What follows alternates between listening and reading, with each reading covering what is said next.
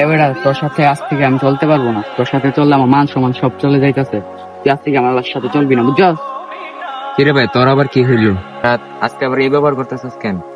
আচ্ছা সমস্যা নাই, তুই যদি চলতে পারস তাহলে চল, ঠিক আছে। আচ্ছা যা। এই পোলাবান্ডির লগে থাকলে মান সম্মান কিছুই থাকে না, তাদের সাথে আর থাকা যাবে না। এখন এক্সট্রা করে চলতে হবে। কিরে বন্ধু, কি হয়েছে? তোর মন খারাপ নাকি? বন্ধু, ইমার্জেন্সি আমার 500 টাকা হাওলাত লাগবে, দিতে পারবি ভাই? না বন্ধু, এই মুহূর্তে তো আমার কাছে টাকা নাই। তোর কি বেশি জরুরি? হ বন্ধু, অনেক জরুরি। আচ্ছা তাহলে বন্ধু আমি দেখতেছি। কিরে বন্ধু, তোর কি অবস্থা? হ্যাঁ ভালোই। কিরে, তোর বন্ধু যে আমার কাছ থেকে টাকা চাইতেছে, কিছু জানোস? না তো, হ্যাঁ আবার কি সমস্যা হইলো?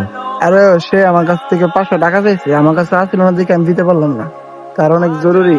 তারা দেখে আমার কাছে আছে কিনা। নে, হ্যাঁ রে দিস। আমি যে দিছি এটা বলিস না তাকে। কিরে বন্ধু, কি অবস্থা? নে বন্ধু, তোর না অনেক টাকা জরুরি আছিল, নে রাখ। বন্ধু, তুই আমার অনেক উপকার করলি 500 টাকা দিয়া। কিরে বন্ধু, তোর সেখানে টাকা ছিল না, টাকা কোথায় দিয়ে জানি?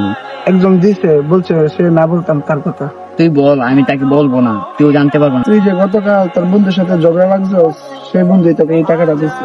তুই ওর সাথে ঝগড়া করে কাজটা ঠিক করিস নি। দেখ, আজকে তোর এই বিপদের সময় সে তোর তোর টাকাটা দিয়ে তোকে উপকার করছে। তুই সৎ মানুষ চিনতে খুব দেরি করছস। সৎ মানুষ হারাই গেলে আর পাওয়া যায় না। সৎ মানুষ দুনিয়া থেকে আস্তে আস্তে হারিয়ে যাচ্ছে। আসুন আমরা সৎ মানুষদেরকে সম্মান করতে শিখি।